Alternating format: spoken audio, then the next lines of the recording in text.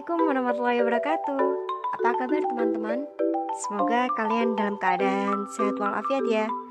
Nah, kami dari kelompok 1 akan menyajikan hasil diskusi kami mengenai proses atau fungsi manajemen pendidikan, di mana kelompok kami terdiri dari Zulfikar Ledo, Chani Widya Agustina, dan Naila Salsabila. Sebelumnya, mari kita mengingat kembali tentang manajemen pendidikan. Apa sih manajemen pendidikan itu? Manajemen pendidikan merupakan kegiatan pembagian atau pengelolaan kerjasama dalam organisasi pendidikan.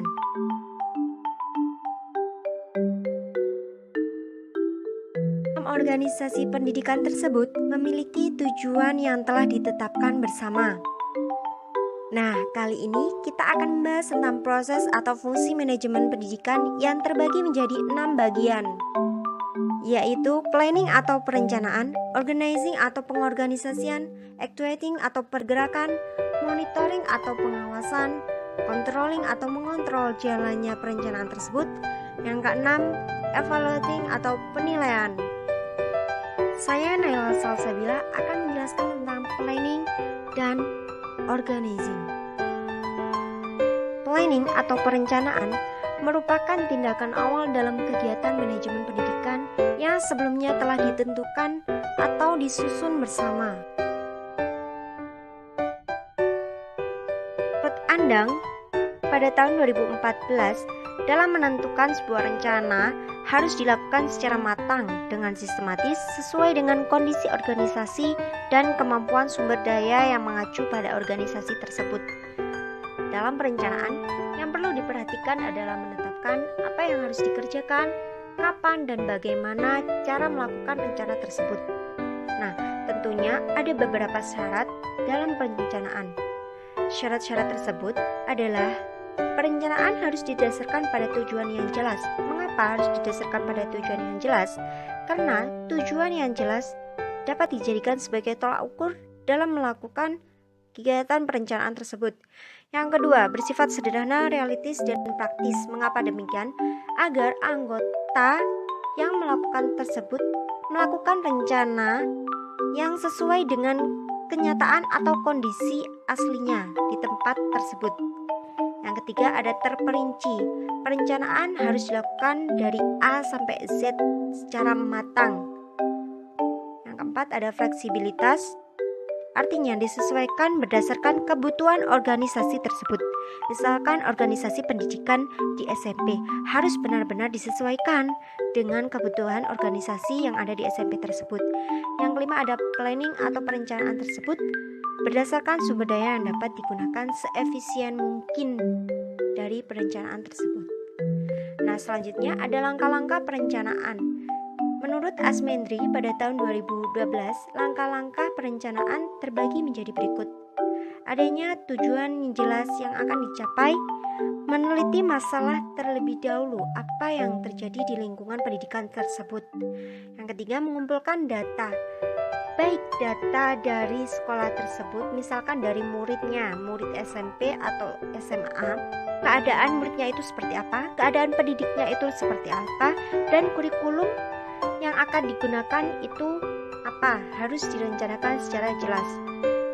Selanjutnya ada menentukan tahap pelaksanaan. Nah, dalam menentukan tahap pelaksanaan ini harus dilakukan secara sistematis dalam pembagian kerjanya tersebut nantinya. Nah, ada merumuskan pemecahan masalah. Nah, mengapa perumusan pemecahan masalah ini harus dilakukan? Karena dalam merencanakan, kita tidak serta-merta merencanakan suatu hal yang dengan gampangnya, tetapi kita harus dengan langkah-langkah yang teratur, yang sistematis, agar tujuan dari perencanaan tersebut dapat terlaksana secara seefisien mungkin.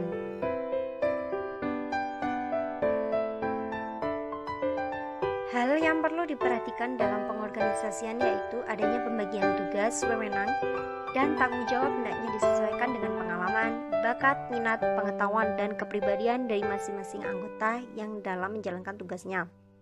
Menurut Sarwoto, pada tahun 1978 ada 8 proses pengorganisasian, yaitu perumusan tujuan dilakukan secara jelas, baik mengenai ruang lingkup sasaran atau sarana pendidikan.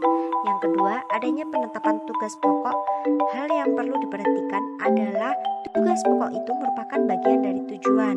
Yang ketiga, adanya perincian kegiatan. Dalam hal ini, selain disusun dengan lengkap dan terperinci, perlu adanya identifikasi kegiatan-kegiatan yang penting dan yang kurang penting. Yang keempat, ada pengelompokan kegiatan-kegiatan dalam fungsi-fungsi. Artinya, kegiatan tersebut erat hubungannya satu sama lain dikelompokkan menjadi satu bagian. Kelompok kegiatan sebagai hasil dari pengelompokan disebut fungsi-fungsi. Nah, yang kelima, adanya departementasi, yaitu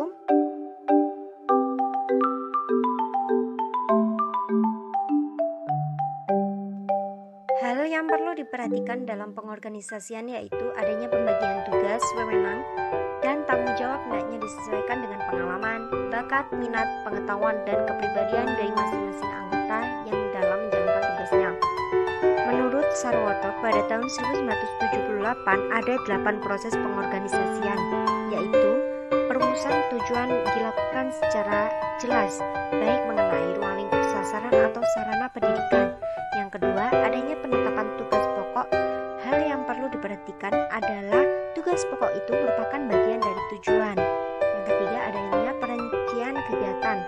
Dalam hal ini, selain disusun dengan lengkap dan terperinci, perlu adanya identifikasi kegiatan-kegiatan yang penting dan yang kurang penting.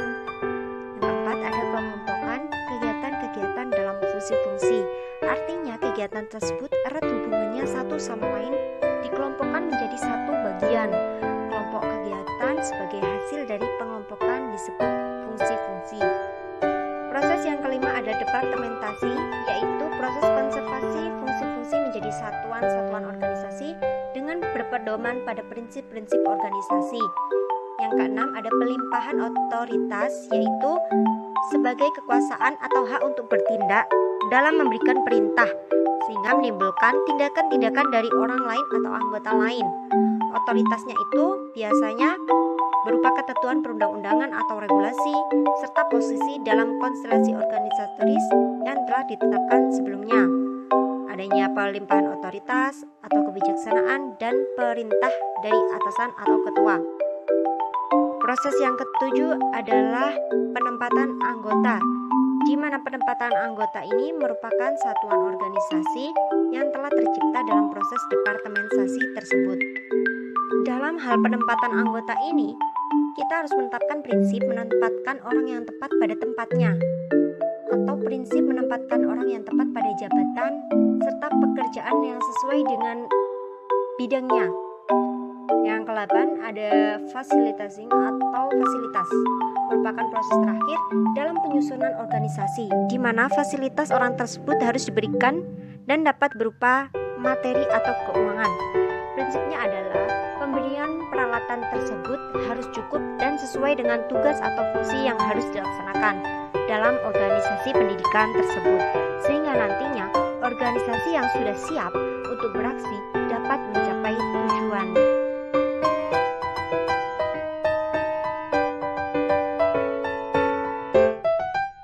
Selanjutnya adalah actuating atau pergerakan. Dalam hal ini, George R. dari 1986 mengemukakan bahwa actuating merupakan usaha menggerakkan anggota-anggota kelompok sedemikian rupa hingga mereka berkeinginan dan berusaha untuk mencapai sasaran perusahaan dan sasaran anggota-anggota perusahaan tersebut. Oleh karena para anggota itu juga ingin mencapai sasaran-sasaran tersebut.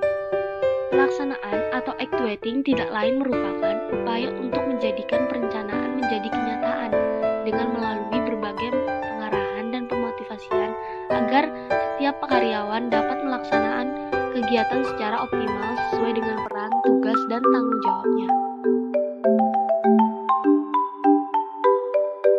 Misi pergerakan adalah keseluruhan proses menggerakkan orang lain agar mau bekerja dengan ikhlas dan sukarela demi tercapainya tujuan organisasi secara efektif dan efisien.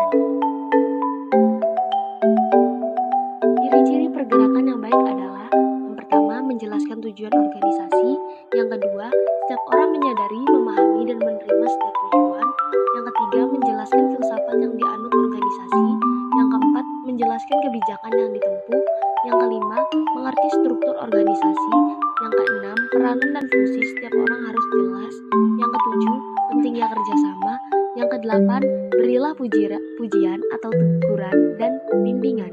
Yang kesembilan, bila bekerja dengan baik, tujuan pribadi maupun organisasi akan tercapai.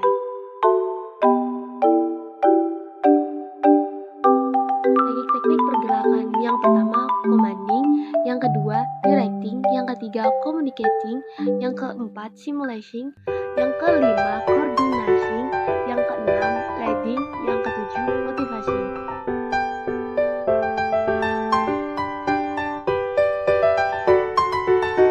Referensi adalah monitoring atau pengawasan. Sementara itu, Robert J. Parker sebagaimana disampaikan oleh T. Hani Handoko 1995 mengemukakan bahwa pengawasan manajemen adalah suatu usaha semantik untuk menetapkan standar pelaksanaan dengan tujuan-tujuan perencanaan, merancang sistem informasi umpan balik, membandingkan kegiatan nyata dengan standar yang telah ditetapkan sebelumnya, menentukan dan mengukur penyimpangan-penyimpangan, serta mengambil tindakan koreksi yang diperlukan untuk menjamin bahwa semua sumber daya perusahaan digunakan dengan cara paling efektif dan efisien dalam penyampaian tujuan-tujuan perusahaan. Demikian, pengawasan merupakan suatu kegiatan yang berusaha untuk mengendalikan agar pelaksanaan dapat berjalan sesuai dengan rencana dan memastikan apakah tujuan organisasi tercapai. Apabila terjadi penyimpangan, di mana letak penyimpangan itu, dan bagaimana pula tindakan yang diperlukan untuk mengatasinya. Pengawasan adalah proses pengamatan terhadap pelaksanaan seluruh kegiatan organisasi untuk menjamin agar semua pekerjaan berjalan sesuai dengan rencana atau membandingkan antara hasil dan rencana. Ciri-ciri controlling dan monitoring yang baik harus: yang pertama, mengemukakan fakta atau objektif. Yang kedua, bersifat preventif. Yang ketiga, sebagai alat untuk meningkatkan efisiensi atau tujuan. Yang keempat, memudahkan tujuan atau efisien dan efektif. Yang kelima, bukan mencari-cari kesalahan. Yang keenam, bersifat membimbing.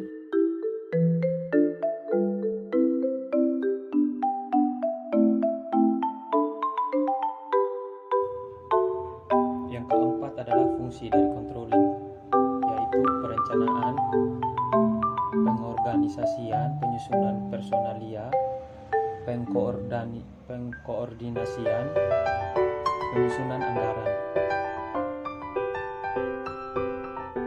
Yang kelima adalah kesimpulan. Pertama, menetapkan standar pelaksanaan perencanaan sehingga dalam melakukan pengawasan manajer mempunyai standar yang jelas. Yang kedua, penentuan pengukuran pelaksanaan kegiatan, yaitu mengukur kinerja pegawai sejauh mana pegawai dapat menerapkan perencanaan yang telah dibuat atau yang ditetapkan perusahaan. Yang ketiga, perbandingan pelaksanaan kegiatan dengan standar dan menganalisa penyimpangan-penyimpangan. Yang keempat, pengambilan tindakan koreksi, yaitu melakukan perbaikan jika ditemukan penyimpangan-penyimpangan yang terjadi.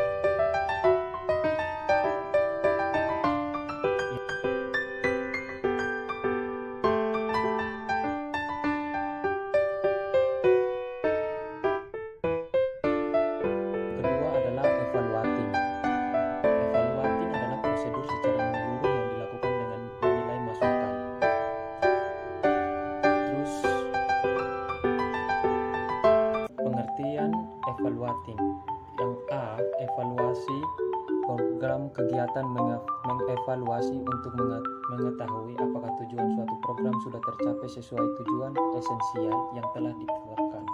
Yang B, evaluasi belajar, suatu proses yang sistematis untuk memperoleh informasi tentang tingkat pencapaian tujuan SKKD, pembelajaran yang telah ditetapkan, dan gambaran efektivitas pembelajaran yang dilakukan oleh guru.